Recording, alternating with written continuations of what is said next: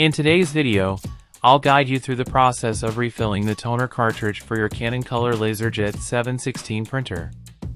By refilling your toner cartridge, you can save money while still achieving high-quality prints. In this comprehensive tutorial, I'll provide step-by-step instructions on how to properly refill your Canon Color LaserJet 716 toner cartridge. We'll cover the necessary tools, precautions, and techniques you need to know for a successful refill.